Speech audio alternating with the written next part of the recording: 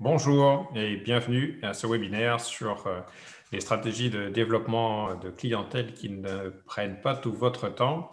Un webinaire que j'ai intitulé « Obtenez plus de prospects en moins de temps ». Alors, je suis Jimmy Beto, je suis coach d'affaires au sein du réseau Action Coach et j'accompagne les chefs d'entreprise et leurs équipes à développer des entreprises qui leur permettent de vivre pleinement, des entreprises fiables et pérennes, où les équipes sont autant prospères que performantes.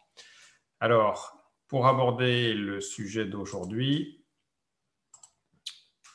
je vais vous mettre en partage. Vous avez la possibilité de poser également des questions en commentaire si vous le souhaitez. Ce que nous allons voir au cours de ce webinaire, quatre points. La différence entre des activités de prospection plutôt chronophages et des activités qui auront un vrai effet de levier pour vous.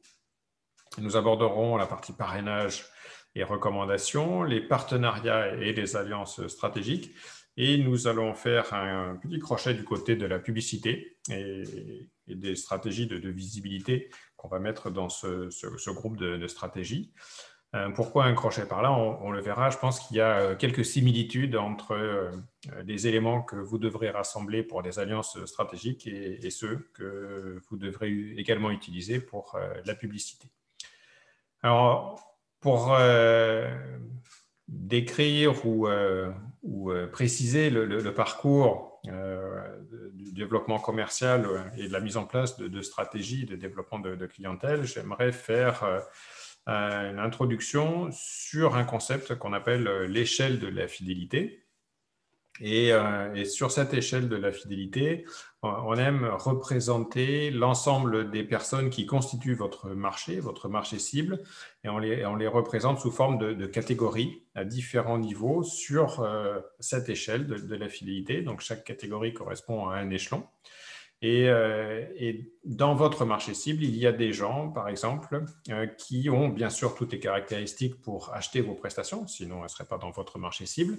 Mais ces personnes ne sont peut-être pas prêtes là dans l'instant, ou n'ont peut-être pas forcément envie ou besoin d'acheter vos biens ou vos services. Auquel cas, eh bien, ils représentent la catégorie des suspects, c'est-à-dire des gens qui, potentiellement, un jour, pourraient s'intéresser à vos prestations, mais pour l'instant, ce n'est pas le cas. Et eh bien, un jour, justement, il arrive ce jour que des suspects se disent tiens, c'est le bon moment pour moi d'acheter une piscine, de faire construire, d'aller acheter tel ou tel mobilier. Et ces personnes vont être en recherche d'un fournisseur que vous pourriez être. Et donc, si vous êtes ce fournisseur, eh bien, vous vous adressez désormais à des prospects. Ces prospects qui vont acheter, en admettant qu'elles achètent chez vous une première fois. Tant qu'elles achètent une première fois, on considère qu'elles sont encore dans cette catégorie des acheteurs. Et c'est à partir du moment où elles vont acheter une deuxième fois qu'elles deviendront clients. En fait, elles deviendront clients en achetant la deuxième fois puisqu'elles achèteront en connaissance de cause. Elles ont déjà testé vos prestations une première fois. Donc, si elles reviennent, c'est qu'elles savent à peu près à quoi s'attendre. Donc, c'est à partir de ce moment-là qu'on va les mettre dans cette catégorie clients. Et si les clients reviennent régulièrement, eh bien, c'est qu'ils commencent à comprendre comment vous fonctionnez et à adhérer vraiment à votre mode de fonctionnement. Peut-être même que vous tutoyez avec ces clients qui vont commencer à faire partie d'une communauté, peut-être la communauté des membres, peut-être les Very Important Persons, les VIP pour ceux qui distinguent les clients les plus fidèles. Et parmi ces clients les plus fidèles, qui sont sur l'échelon numéro 5, eh bien, il y en a certains qui vont être particulièrement enthousiastes à l'égard de vos prestations, de votre entreprise, de vos services, et qui vont parler de vous à leurs proches, à leurs amis, à leur famille, et qui seront des véritables ambassadeurs. En gros, ils vont vendre à votre place. Donc, une vraie force de vente qu'il va falloir aussi chérir et choyer pour que vous puissiez les conserver le plus longtemps possible. Alors, quand on aborde son marché cible sur cette classification-là, avec l'échelle de la fidélité, eh bien, on voit qu'on a tout intérêt à adapter ces stratégies spécifiquement à chaque échelon dans le but de faire passer chaque catégorie sur l'échelon immédiatement supérieur. c'est-à-dire que les suspects faire en sorte qu'ils aient envie d'acheter nos produits et qu'ils passent à l'échelon prospect, que les prospects soient convaincus que vous soyez le bon fournisseur et passent à l'échelon acheteur, que les acheteurs viennent clients, membres et ambassadeurs, etc. Donc, premier axe, faire en sorte que les personnes puissent monter sur cette échelle-là et en l'occurrence développer des stratégies pour que les suspects deviennent des prospects. Donc c'est là où on va avoir des stratégies de prospection, des stratégies de partenariat, des stratégies de publicité pour que de plus en plus de prospects viennent et donc que ce soit cet échelon numéro 2 qui augmente. Vous allez adapter d'autres stratégie pour continuer à faire monter les prospects sur cette échelle de la fidélité. Et puis, vous allez faire en sorte d'avoir le plus d'ambassadeurs possible. C'est le deuxième axe, parce que les ambassadeurs seront un moyen pour vous aussi et bien d'amener des suspects à l'échelon prospect, justement parce qu'ils vendront à votre place. Donc, renforcer la qualité de vos prestations et de vos services pour pouvoir toujours avoir le plus d'ambassadeurs possible. Alors, pour faire monter d'un échelon le premier niveau, à savoir les suspects, et faire en sorte qu'ils deviennent des prospects, vous avez différentes stratégies. Faire du porte-à-porte, faire du téléphone, du télémarketing, faire du réseautage classique si vous participez à des soirées réseau. Au cours d'événements, vous allez rencontrer des gens que vous ne connaissez pas. Vous allez peut-être établir des premiers liens et peut-être que parmi ceux-là, il y en a que vous verriez bien comme prospects pour vous. Vous avez plein d'autres stratégies à votre disposition pour aller vous faire connaître et aller au-devant des prospects et développer votre activité commerciale. Vous avez d'autres types de stratégies de développement de clientèle, comme le bouche à oreille, donc on en a parlé à l'instant avec les ambassadeurs. La situation géographique, l'emplacement géographique, si vous avez un magasin, si vous avez un commerce dont la visibilité est un des facteurs clés de succès, bien vous allez veiller à être au bon endroit géographique pour être vu de votre marché cible. Vous pouvez faire de la publicité, vous pouvez faire aussi un certain nombre d'autres stratégies qui va augmenter bien votre visibilité à l'égard de votre marché cible. Le premier groupe de stratégies relève de la prospection. C'est vous qui allez au-devant de votre marché cible pour aller les rencontrer et promouvoir vos prestations, vos biens et vos services. Le deuxième groupe, vous travaillez sur la visibilité, vous faites en sorte d'attirer les suspects et les prospects pour que ceux-ci viennent vous voir. Donc, premier cas, vous allez voir vos prospects. Deuxième cas, vous faites en sorte qu'ils viennent le plus nombreux possible sans que vous ayez à vous déplacer. On voit bien que ce premier groupe de stratégies portant sur la prospection peut être particulièrement chronophage. Si vous voulez un prospect, il faut que vous alliez voir 1, 2, 3, 4, 5 personnes. Et si vous voulez un client, il faut que vous ayez contacté 5, 10, 15 prospects. Et donc, il y a une relation entre le temps que vous y passez et le nombre de clients que vous développez. Si vous voulez développer 3 fois plus de clients, il faudra sans doute que vous y passiez 3 fois plus de temps. Et à l'inverse, si vous arrêtez de prospecter, vous n'avez plus de nouveaux clients qui rentrent. Donc, il y a malgré tout une fragilité là-dessus et des activités qui sont particulièrement chronophages. Alors, je ne dis pas qu'il ne faut pas le faire. Et c'est toujours très utile, voire impératif, que d'aller faire de la prospection, en particulier si l'entreprise est jeune ou l'activité est récente. Et il faut bien aller chercher à se faire connaître et donc sortir de son entreprise et ne pas attendre que les gens viennent seuls. Donc, les stratégies de prospection sont des bonnes stratégies.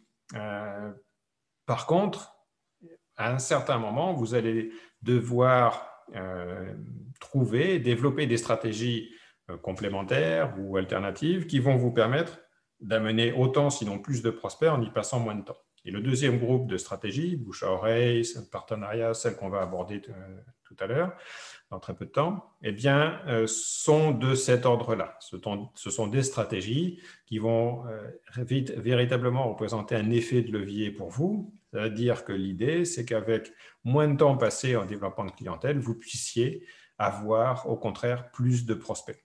Et vous allez regarder votre niveau de performance, le niveau de performance de vos stratégies, pour que vous puissiez toujours avoir plus de prospects pour moins de temps, voire même moins d'investissement financier. Idéalement, les deux, si vous le pouvez. Donc, c'est l'effet de levier qu'on va chercher, notamment sur des stratégies de recommandation, des stratégies de partenariat. Sur les stratégies de recommandation, on a deux grandes catégories de recommandations.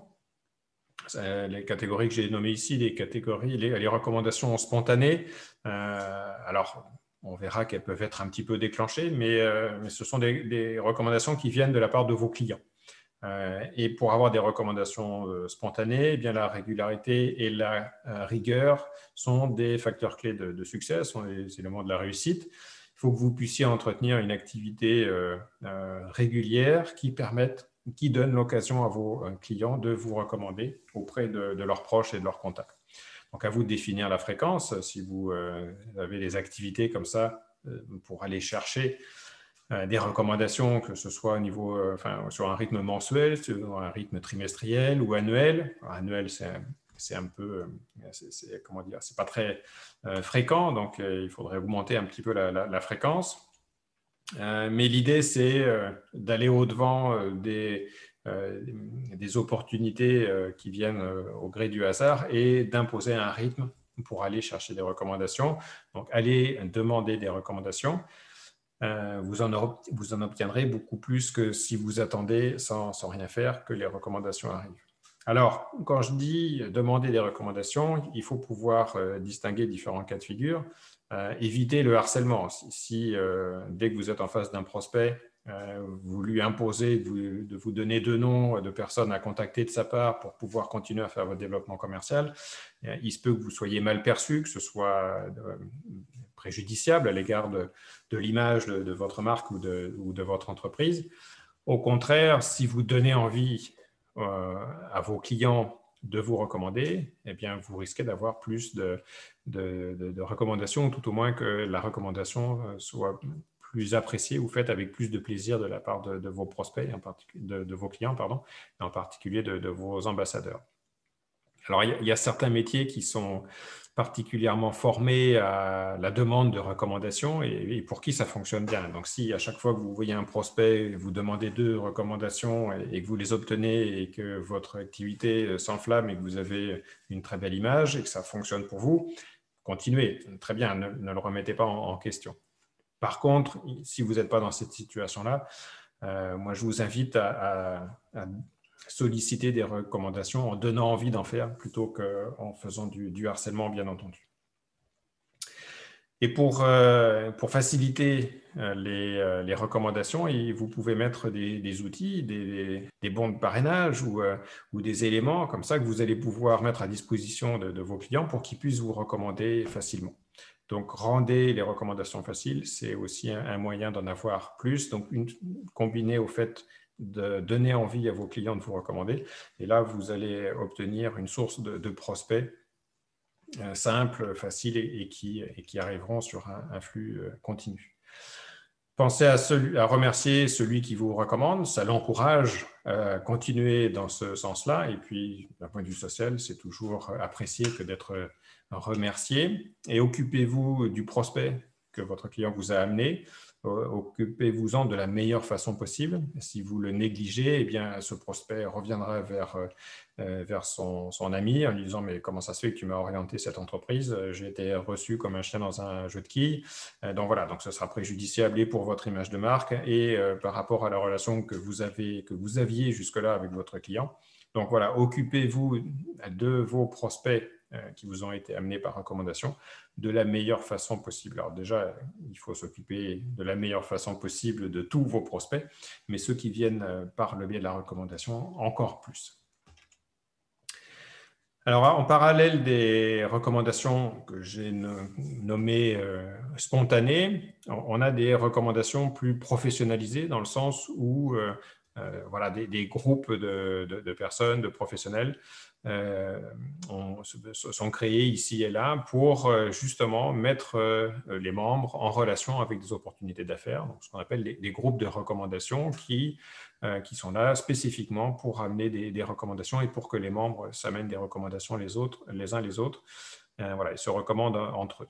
Alors, une chose à garder à l'esprit, c'est que globalement, ces groupes de recommandations, comme BNI, comme bien d'autres, ces groupes de recommandations sont constitués de professionnels qui sont là pour vendre et donc pas des professionnels qui sont là pour acheter vos prestations. Donc, si vous allez avec l'état d'esprit de leur vendre quelque chose, il se peut que vous soyez déçus. Donc, les gens qui sont là ne sont pas des acheteurs, ce sont des vendeurs, ils vendent leurs prestations. Donc, à vous d'adapter votre posture et avoir une posture non pas de vendeur, mais une posture de quelqu'un qui cherche à construire des relations de partenariat. Donc, construisez ces relations. C'est comme ça que je vous recommande d'aborder ces groupes de recommandation. Et pour construire ces relations, eh bien, je vous invite à donner avant de prendre, donner avant de recevoir, aider vos co-membres, aider les membres de ces groupes de recommandation en leur apportant des recommandations vous-même, en leur apportant une information qui pourrait leur être utile, en les aidant à développer leur business. Et c'est comme ça, par la suite, que vous allez créer cette confiance, cette relation, et vous allez initier l'envie d'une réciprocité. Et en retour, vous recevrez des recommandations. Donc, voilà ce qu'il en est pour ces groupes de recommandations. Dans le même sens, mais je dirais un petit peu plus loin, vous avez les alliances stratégiques. Alors, qu'est-ce qu'une alliance stratégique? C'est un partenariat que vous construisez avec d'autres entreprises, ces entreprises qui vous aident à développer votre activité. Alors, vous pouvez également les aider à développer la leur, mais l'idée, c'est qu'il y ait cette relation de partenariat et que vous construirez classiquement avec des entreprises qui ne sont pas concurrentes à la vôtre, bien sûr, mais surtout des entreprises qui visent le même marché cible que vous. Donc, leurs clients correspondent à vos prospects et réciproquement. Alors, comment construire cette approche des alliances stratégiques? Eh bien, en 4 temps. Le premier temps, il faut trouver les bons candidats. Et les bons candidats, vous allez les trouver parmi des entreprises qui ont une base de données importante. Si vous voulez développer votre activité commerciale avec des entreprises qui vont vous transmettre des coordonnées de prospects ou qui vont vous mettre en relation avec leurs prospects, encore faut-il que le nombre soit suffisant. Donc, associez-vous à des entreprises qui ont déjà un certain historique, qui ont déjà une certaine taille, pour être sûr eh bien, qu'il y ait des synergies possibles et des partages possibles de bases de données. Et assurez-vous que leur marché cible eh bien, corresponde au vôtre, parce que sinon vous perdrez du temps à traiter des mises en relation qui ne correspondent pas aux prospects que vous souhaitez avoir. Pour identifier les bons candidats, pensez aussi au cycle d'achat de votre client, de votre prospect ou de votre client. C'est-à-dire quand un client vous achète des prestations, quels sont les achats qu'il est susceptible d'avoir effectués au préalable avant de venir chez vous ou après de venir chez vous? Voilà, pensez cycle d'achat des clients. Par exemple, on va regarder tout à l'heure le cas d'un paysagiste, d'une entreprise d'aménagement paysager. Eh bien, quelqu'un qui fait appel à ces prestations-là, l'aménagement de paysage, peut très bien aussi aller acheter des plantes, des arbres ou des fleurs pour planter chez lui, ou faire appel à un terrassier pour pouvoir refaire l'arrière de son jardin, par exemple. Donc, il y a un certain nombre d'entreprises qui pourront être complémentaires à celui du paysagiste. Pareil pour vous, il y a un certain nombre d'entreprises qui pourront être complémentaires à votre activité, chez qui vos prospects et vos clients pourront aller. Donc, pensez cycle d'achat client pour identifier les candidats potentiels pour construire ces alliances stratégiques et construisez cette liste de métiers possibles, minimum 8. Trouvez au moins 8 métiers, il y en a forcément 8 des métiers qui vendront des prestations complémentaires aux vôtres. Vous pouvez faire une liste qui va jusqu'à 20 métiers, 10, 15, 20 métiers, de métiers complémentaires aux vôtres mais non concurrents. Et pour chaque métier, bien lister entre 5 et 10 entreprises, les top des entreprises avec lesquelles vous avez envie de construire des alliances stratégiques. Donc, une fois que vous avez fait ça, vous obtenez 50, 60, 70, 80 entreprises possibles à contacter, parmi lesquelles vous allez constituer vos alliances stratégiques. Alors, vous n'allez peut-être pas constituer 80 alliances stratégiques, mais vous avez 80 candidats et à partir de là, vous trouverez eh bien, au moins une dizaine de partenariats possibles à construire.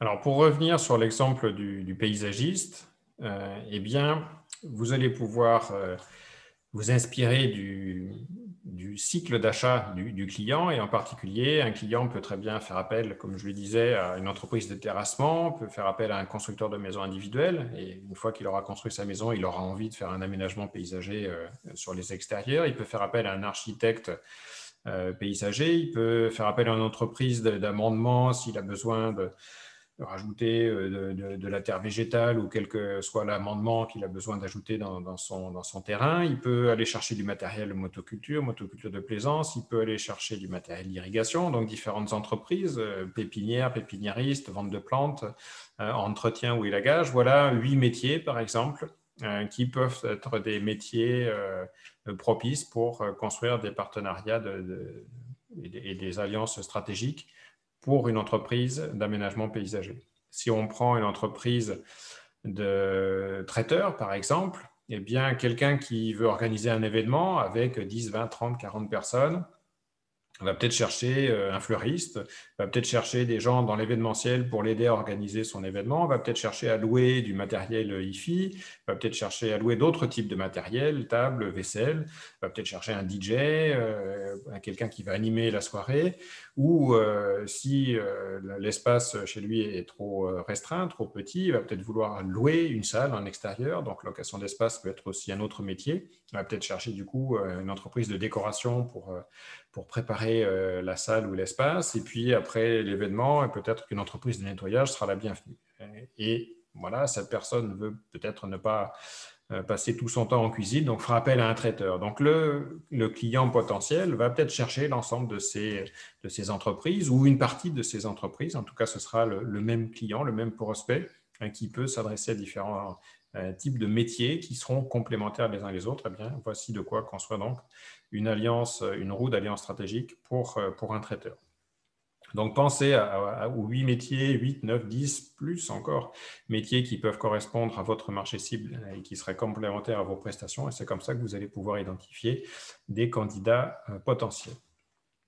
Une fois que vous avez fait votre liste, eh bien, rentrez en relation et construisez la relation avec vos candidats. Donc, rentrez en contact soit directement, vous prenez les annuaires et puis vous appelez la personne, ça peut fonctionner. C'est parfois plus difficile que si vous êtes mis en relation par l'intermédiaire d'une personne que vous connaissez en commun. Donc, comment privilégier et favoriser cette deuxième approche par la mise en relation. Et voyez dans votre cercle proche ou de contact et de relation qui peut connaître tel ou tel métier que vous souhaitez rencontrer.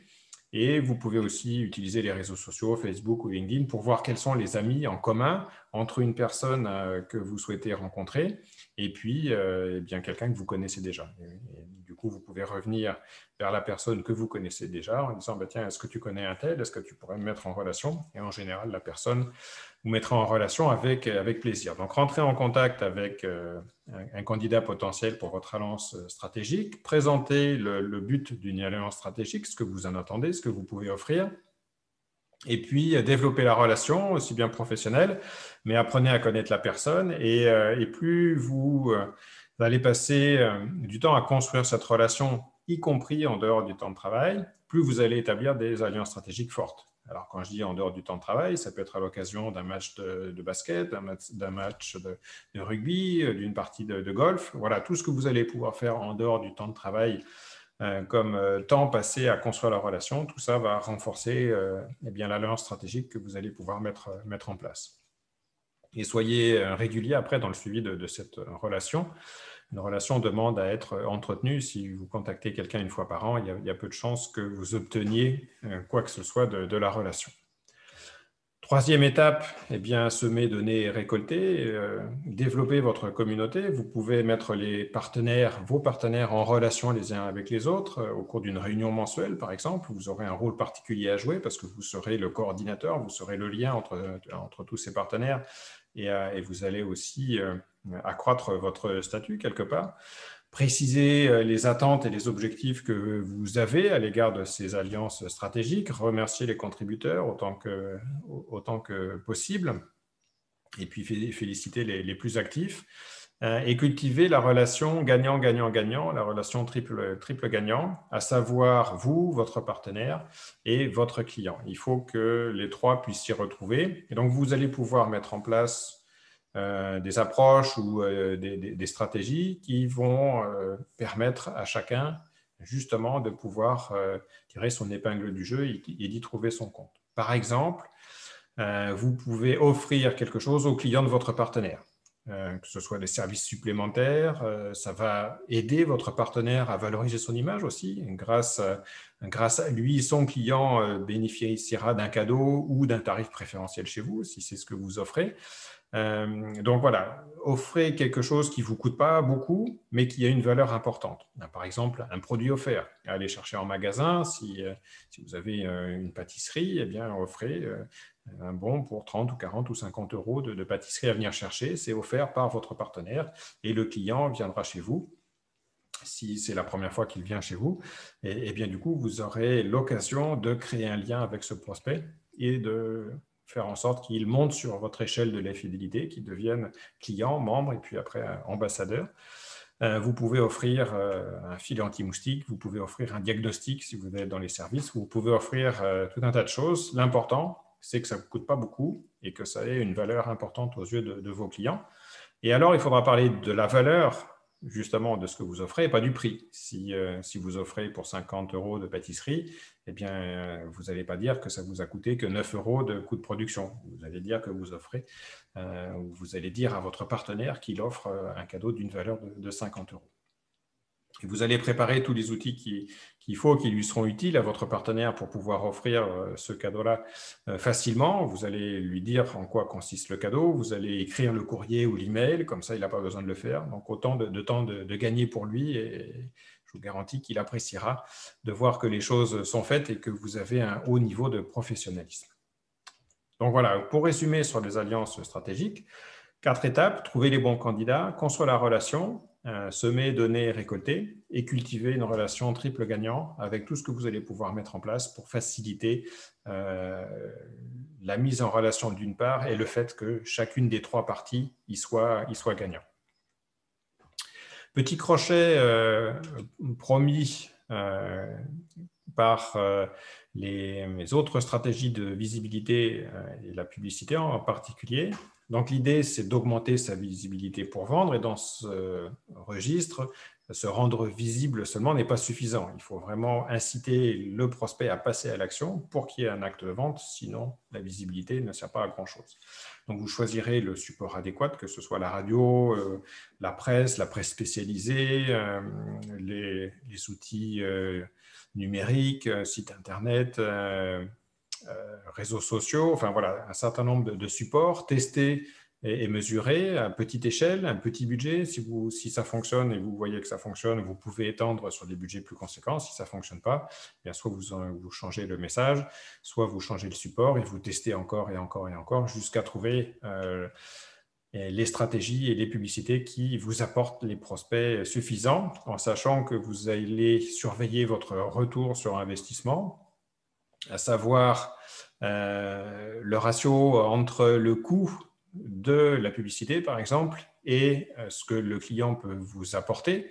Et en l'occurrence, vous avez statistiquement la valeur qu'un client vous apporte tout au long du temps, de la période au cours de laquelle il vient vous acheter des prestations. Et donc, la marge qu'il va vous apporter sur cette période-là doit être supérieure au coût que représente le fait d'avoir acquis ce nouveau client. Donc, le coût d'acquisition client doit être inférieur à la marge qu'il va vous apporter à chaque fois qu'il va, au total, hein, à chaque fois qu'il va venir acheter des produits, des biens, des services chez vous.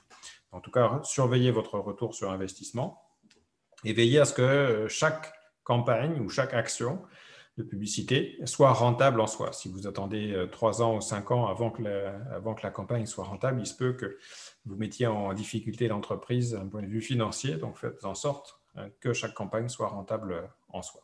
Alors, pourquoi ce crochet par la publicité dans le cadre de cette présentation sur les stratégies de partenariat? Eh bien, il me semble qu'il y a 4 éléments de similitude entre les deux, à savoir le message clair qu'il va falloir afficher pour attirer les bonnes personnes. Il faut que vous puissiez préciser clairement à vos prospects ce que vous pouvez leur apporter, que ce soit de la sérénité par la sécurité, que ce soit l'amélioration du pilotage de leur entreprise, que ce soit des fenêtres plus faciles à ouvrir.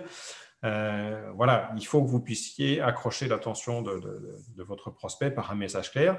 Et bien, identiquement, quand vous allez vous adresser à vos candidats en alliance stratégique, ou vos partenaires potentiels, il faut que vous puissiez leur dire clairement qu'est-ce que ça va apporter, à qui ça va l'apporter et comment ça va l'apporter. Donc, un message clair pour pouvoir raccrocher l'attention des bonnes personnes.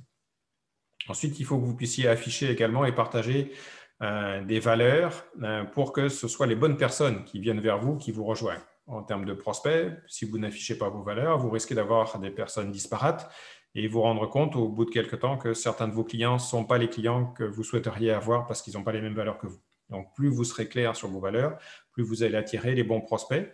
Eh bien, identiquement avec vos partenariats, plus vous serez clair sur vos valeurs, plus vous allez pouvoir trouver des partenaires qui seront en phase avec ces valeurs parce qu'ils les partageront également. Et donc, c'est un point de similitude entre les deux. Dans les deux cas, vous allez vous connecter et créer la relation avec l'émotion. Dans le cas d'une publicité, c'est l'émotion qui va donner envie à la personne de venir chez vous et de créer du lien. Et donc, mettez de l'émotion dans vos publicités et faites en sorte que votre prospect puisse s'identifier et ressentir l'émotion que vous transmettez à travers votre publicité. Et quand vous êtes en partenariat, eh bien, construisez vos émotions en construisant vos relations. Plus vous mettrez de force dans ces relations et plus vous mettrez d'émotions, plus vous aurez des relations pérennes. Donc, l'émotion est un élément essentiel dans les deux cas. Et dans les deux cas, vous aurez tout intérêt à apporter des preuves, parce que même si les décisions sont faites d'un point de vue irrationnel à partir des émotions et que les décisions sont souvent prises intuitivement, on a souvent besoin de rationaliser. Et en fait, les preuves vont nous aider à justifier une décision qu'on a déjà prise. Eh bien, en termes de partenariat, c'est un petit peu pareil. Vous allez devoir afficher un certain niveau de crédibilité ou des garanties ou des éléments de preuve qui montrent que vous êtes quelqu'un de sérieux, que vous pouvez apporter un certain nombre d'éléments à vos clients ou aux clients de vos partenaires. Donc, vous pourrez vendre avec des preuves. Donc, voilà, un message clair, les valeurs affichées, de l'émotion pour se connecter et vendez avec des preuves. Donc voilà pour ce webinaire. Pour synthétiser le développement de vos ventes à partir de vos leviers de recommandation, eh bien, visez toujours plus haut pour époustoufler vos clients. C'est ça qui va les inciter aussi à vous recommander. Facilitez la tâche de tous ceux qui veulent vous recommander. Construisez et animez un réseau de partenaires au-delà de vos ambassadeurs. Allez chercher des partenaires aussi pour pouvoir renforcer votre équipe, entre guillemets, de vente. Et pour conclure, eh bien, je vous invite à commencer par lister les 8 métiers, 8 minimum, les métiers qui visent le même marché cible que vous. Identifier entre 5 et 10 entreprises par métier, ce qui vous donnera peut-être entre 50 et 100 entreprises candidats possibles que vous pourrez aller solliciter pour aller construire vos vrais partenariats et vos alliances stratégiques. Contactez-les et faites en sorte de pouvoir et bien faire vivre ce réseau d'alliés stratégiques qui vont vous aider à faire croître votre entreprise, à multiplier sa clientèle, son chiffre d'affaires par 2, 5, 10 ou 20 ou 30. Il n'y a plus de limite dès lors que vous allez avoir les bons leviers qui vous permettront de faire du développement commercial sans y passer trop de temps ou sans y passer tout votre temps. Voilà, je reste à votre disposition pour toutes les questions que vous pouvez avoir sur ce sujet du développement commercial, en particulier via les stratégies de recommandation, de mise en relation et de partenariat.